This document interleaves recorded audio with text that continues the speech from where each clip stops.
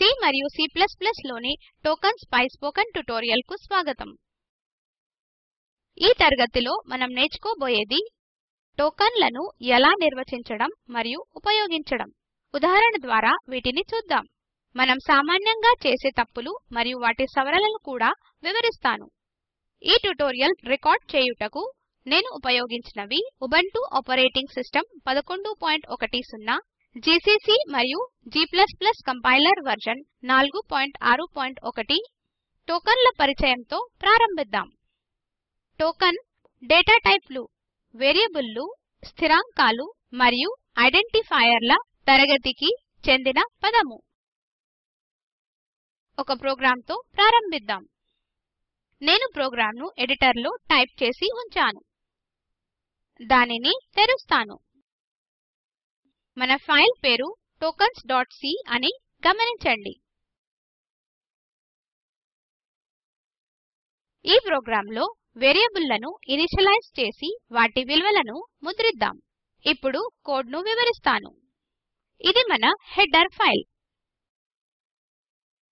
ఇది మన main function.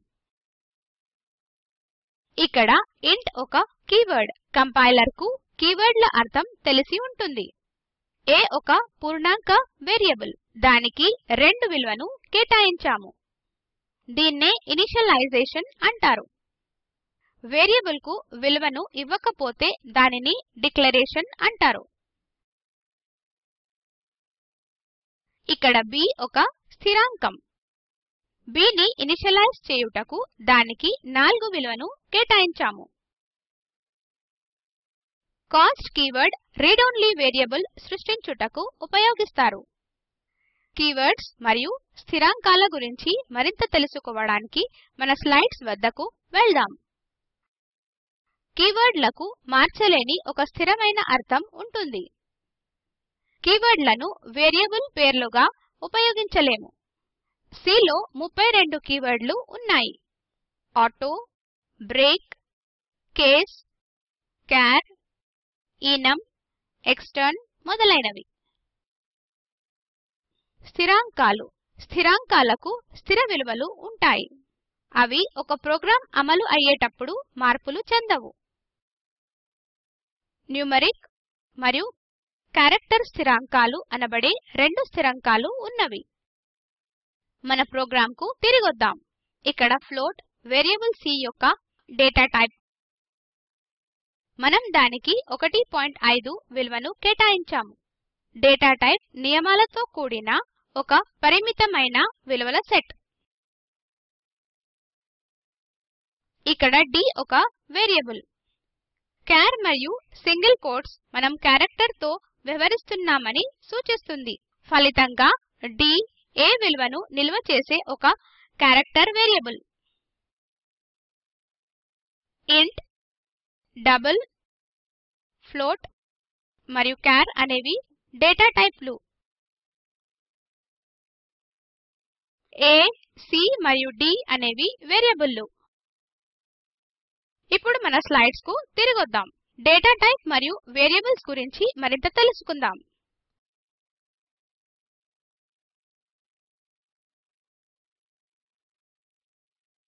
Data టైప్లు. పూర్ణాంక డేటా టైప్ తో ప్రారంభిద్దాం. ఇది ఇంట్ అని డిక్లేర్ చేయబడింది. పూర్ణాంక డేటా టైప్ ని ముద్రించుటకు %d అనే ఫార్మాట్ స్పెసిఫైయర్ ను ఉపయోగిస్తాము.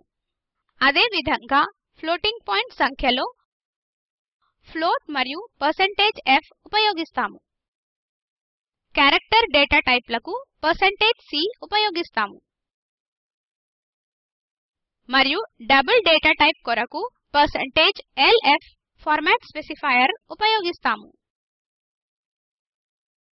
ఇప్పుడు మనం డేటా టైప్ల రేంజ్ చూద్దాం. ఇంటిజర్ డేటా టైప్ కు ఈ శ్రేణి ఉంటుంది.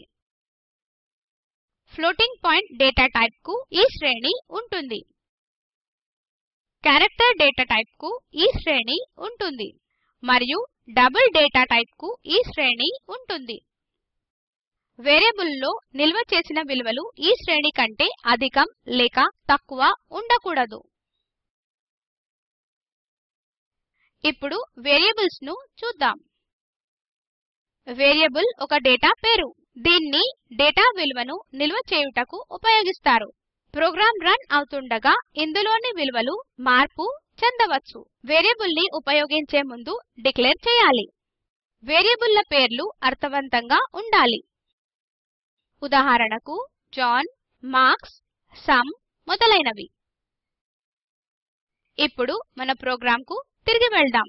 ఇక్కడ printf ఈ ఫంక్షన్కు ఒక ఐడెంటిఫైయర్ పేరు. మన స్లైడ్స్ కు తిరిగి వెళ్దాం. ఐడెంటిఫైయర్ల గురించి తెలుసుకుందాం. ఐడెంటిఫైయర్స్ యూజర్ డిఫైన్ చేసిన పేర్లు. ఐడెంటిఫైయర్స్ అక్షరాల మరియు అంకెల సమాహారము. అప్పర్ కేస్ మరియు లోయర్ కేస్ అక్షరాలు ఉపయోగించవచ్చు. మొదటి క్యారెక్టర్ అక్షరం లేదా అండర్స్కోర్ ఉండాలి. ఇప్పుడు మన ప్రోగ్రాంకు వద్దాం. ఇక్కడ వేరియబుల్స్ మరియు స్థిరాంకాలను ఇనిషియలైజ్ చేశాం. ఇక్కడ వీటిని ముద్రించాం. ఇది మన రిటర్న్ వాక్యము. ఇప్పుడు సేవ్ పై క్లిక్ చేయండి. ప్రోగ్రామ్ను ఎగ్జిక్యూట్ చేయండి. Ctrl, Alt మరియు T కీలను ఏకకాలంలో నొక్కి టెర్మినల్ విండో తెరవండి. కంపైల్ చేయుటకు GCC tokens.c -o talk type చేసి ఎంటర్ నొక్కండి. ఎగ్జిక్యూట్ చేయుటకు /tok టైప్ చేసి ఎంటర్ నొక్కండి. అవుట్పుట్ ప్రదర్శింపబడును. ఇక్కడ దశాంశ బిందువు డెసిమల్ పాయింట్ తర్వాత 6 విలువలు ఉన్నవని చూడగలరు మరియు ఇక్కడ 2 విలువలు ఉన్నవి. ఇది ఎలా అయిందో చూద్దాం. మన ప్రోగ్రాంకి వద్దాం. ఇక్కడ %.2f ఉన్నందుకు ఇలా జరిగింది. ఇది డెసిమల్ తర్వాత 2 స్థానాలను ముద్రించవచ్చని సూచిస్తుంది.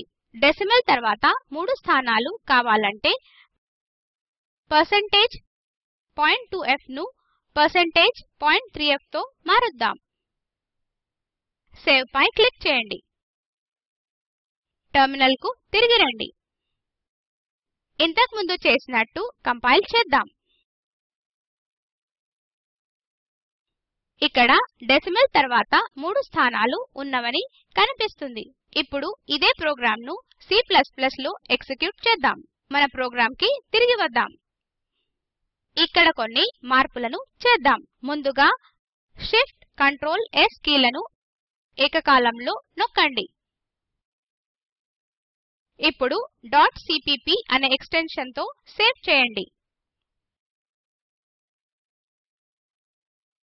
హెడర్ ఫైల్ను ఐఓస్ట్రీమ్ కు మారుద్దాం. ఇప్పుడు యూజింగ్ వాక్యాన్ని చేర్చుదాం.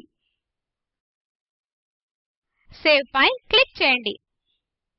ఇప్పుడు printf వాక్యాన్ని కౌట్ వాక్యంతో మార్చండి. ఎందుకంటే C లో కౌట్ ఫంక్షన్ ఒక వరుసను ముద్రిస్తుంది. Search for and replace text ఎంపికపై క్లిక్ చేయండి.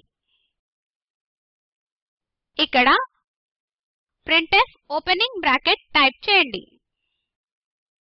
మరియు ఈ కాలమ్లో కౌట్ మరియు 2 యాంగిల్ బ్రాకెట్లు టైప్ చేయండి.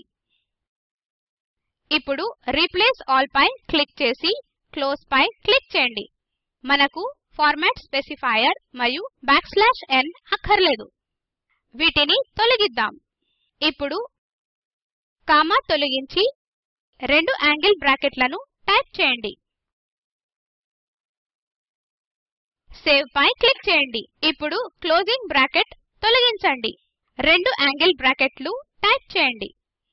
మరియు డబుల్ కోట్స్ లో \n టైప్ చేయండి. ఇప్పుడు సేవ్ పై క్లిక్ చేయండి. ప్రోగ్రామ్ను ఎగ్జిక్యూట్ చేద్దాం. మన టెర్మినల్కు తిరిగి వద్దాం. g tokens.cpp -o టాక్1 టైప్ చేసి కంపైల్ చేయండి. ఇక్కడ మన వద్ద టాక్1 ఉంది. ఎందుకంటే tokens.c file output parameter talk ను ఓవర్రైట్ చేయకూడదని. ఇప్పుడు ఎంటర్ నొక్కండి. ఎగ్జిక్యూట్ చేయుటకు /tok1 టైప్ చేసి ఎంటర్ నొక్కండి. అవుట్పుట్ ప్రదర్శింపబడును. మనము సామాన్యంగా చేసే తప్పుల గురించి చూద్దాం. మన ప్రోగ్రాంకు తిరిగి వద్దాం. ఇక్కడ b కి 8 అనే నూతన విలువను కేటాయించాననుకోండి. సేవ్ పై క్లిక్ చేయండి. ఇప్పుడు ఏమవుతుందో చూద్దాం. మన టెర్మినల్కు తిరిగి వద్దాం. ప్రాంప్ట్ క్లియర్ చేస్తాను. ఇంతకు ముందు చేసినట్టు కంపైల్ చేయండి. tokens.cpp ఫైల్లో 7వ వరుసలో తప్పుందని కనిపిస్తుంది. Assignment of read only variable b. మన ప్రోగ్రాంకి తిరిగి వద్దాం. ఎందుకంటే b ఒక స్థిరాంకం మరియు స్థిరాంకాలకు స్థిరమైన విలువలు ఉంటాయి కాబట్టి వీటి విలువలు ప్రోగ్రాం ఎగ్జిక్యూట్ అయ్యేటప్పుడు మార్పు చెందవు. అందుకే ఇక్కడ తప్పు ఉందని సూచిస్తుంది. తప్పుని సరిదిద్దుదాం. ఈ వరుసను తొలగించి సేవ్ పై క్లిక్ చేయండి. మరోసారి ఎగ్జిక్యూట్ చేద్దాం. మన టెర్మినల్కు తిరిగొద్దాం. ఇంతకు ముందు చేసినట్టు కంపైల్ చేద్దాం. ఇంతకు ముందు చేసినట్టు ఎగ్జిక్యూట్ చేద్దాం. ఇదిగో సరిపోయింది. ఇప్పుడు ఇంకొక సామాన్యమైన తప్పుని చూద్దాం. మన ప్రోగ్రాంకు తిరిగొద్దాం. ఇక్కడ నేను సింగిల్ కోట్ పెట్టలేదనుకోండి. సేవ్ పై క్లిక్ చేయండి. ఎగ్జిక్యూట్ చేసేందుకు టెర్మినల్కు వద్దాం. ఇంతకు ముందు చేసినట్టు కంపైల్ చేద్దాం. token.cpp ఫైల్లో 9వ వరుస తప్పుని చూపిస్తుంది. a ను స్కోప్లో డిక్లేర్ చేయలేదు. మన ప్రోగ్రాంకు తిరిగొద్దాం. దీనికి కారణం సింగిల్ కోట్స్లో ఏదైనా క్యారెక్టర్ విలువ అని పరిగణిస్తుంది. మరియు ఇక్కడ d ను క్యారెక్టర్ వేరియబుల్గా డిక్లేర్ చేశాం. తప్పుని సరిదిద్దుదాం. 9వ వరుసలో సింగిల్ కోట్ టైప్ చేద్దాం. సేవ్ పై క్లిక్ చేయండి. ఎగ్జిక్యూట్ చేద్దాం. టెర్మినల్కు తిరిగొద్దాం. ఇంతకు ముందు చేసినట్టు కంపైల్ చేద్దాం. ఎగ్జిక్యూట్ చేద్దాం. చూశారా, సరిపోయింది. ఇప్పుడు స్లైడ్స్కు తిరిగొద్దాం. తరగతి సారాంశం. ఈ ట్యుటోరియల్లో మనం నేర్చుకున్నది డేటా టైప్ ఉదాహరణ, ఇంట్, డబుల్, ఫ్లోట్ మొదలైనవి. వేరియబుల్ ఉదాహరణ ఇంట్ a = 2. ఐడెంటిఫైయర్ ఉదాహరణ printf మరియు స్థిరాంకాలు ఉదాహరణ డబుల్ కాన్స్ట్ b = 4. ఒక అసైన్మెంట్ గా సాధారణ వడ్డీ గుణించే ప్రోగ్రాం రాయండి. సూచన: ప్రిన్సిపల్ * రేట్ * టైమ్ అపాన్ 100. ఈ లింక్ లో ఉన్న వీడియో చూడగలరు. ఇది స్పోకెన్ ట్యుటోరియల్ యొక్క సారాంశం. మీ వద్ద మంచి బ్యాండ్విడ్త్ లేనిచో మీరు డౌన్లోడ్ చేసి చూడగలరు. Spoken tutorial project team spoken tutorials ద్వారా వర్క్ షాపులు నిర్వహించును. ఆన్లైన్ పరీక్షలో ఉత్తీర్ణులైన వారికి యోగ్యతా పత్రం ఇవ్వబడును. మరిన్ని వివరాలకు దయచేసి contact@spoken-tutorial.org ను సంప్రదించండి. Spoken tutorial project talk to A teacher project లో ఒక భాగము. ఐసీటీ ఎంహార్డీ భారత ప్రభుత్వం ద్వారా నేషనల్ మిషన్ ఆన్ ఎడ్యుకేషన్ వారి సహకారంతో ఈ ప్రాజెక్ట్ నిర్వహించబడినది. ఈ మిషన్ గురించి మరిన్ని వివరాలు ఈ లింక్ లో చూడగలరు. ఈ ట్యుటోరియల్ ను తెలుగులోకి అనువదించింది శ్రీహర్ష. నేను మాధురి మీ వద్ద సెలవు తీసుకుంటున్నాను.